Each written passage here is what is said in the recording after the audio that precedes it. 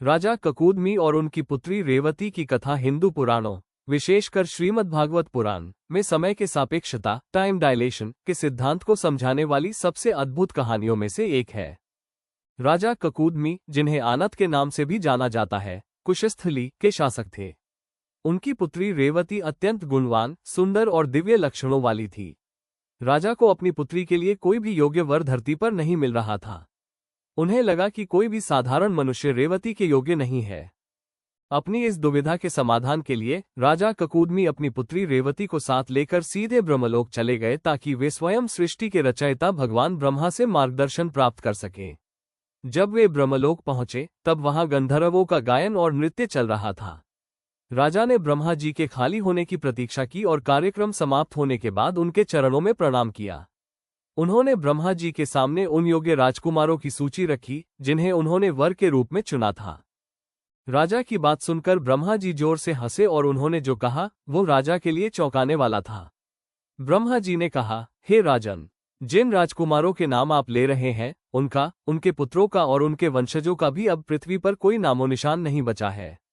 यहाँ ब्रह्मलोक में जो कुछ क्षण आपने संगीत सुनने में बिताए, उतने समय में पृथ्वी पर 27 चतुर्युगी, सत्ययुग, त्रेता, द्वापर और कलियुग के चक्र बीत चुके हैं। ब्रह्मा जी ने समझाया कि ब्रह्मलोक और पृथ्वी के समय की गति में बहुत बड़ा अंतर है। राजा के लिए जो कुछ मिनट थे वे पृथ्वी पर लाखों वर्ष के बराबर थे। राजा ककूदमी घबरा गए कि अब उनका कोई राज्य या कुल नहीं बचा है।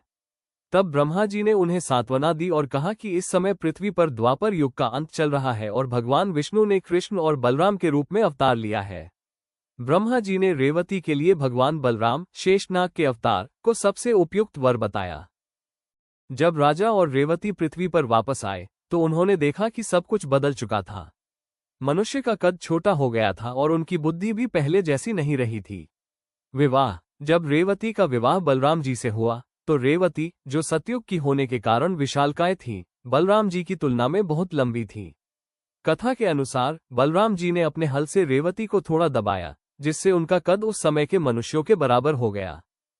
इस कथा का महत्व ये प्राचीन कथा आधुनिक विज्ञान के टाइम डायलेशन समय विस्तार के सिद्धांत से मेल खाती है, जो बताता है कि ब्रह्मांड के अलग अलग स्थानों पर समय की गति अलग अलग हो सकती है। तो दोस्तों, ये थी प्राचीन भारत की टाइम ट्रैवल से जुड़ी कथा। आपको कैसे लगी? यदि पसंद आए हो तो हमारे चैनल को लाइक करे, शेयर करे और सब्सक्राइब कर दे ताकि हम जब भी नए टॉपिक पर वीडियो डेल तो आपको पता चल जाए। इसी के साथ वीडियो समाप्त होता है। फिर मिलेंगे अगले ज्ञान शास्त्र में। एक बार प्रेम से बोलिए भारत माता की जय।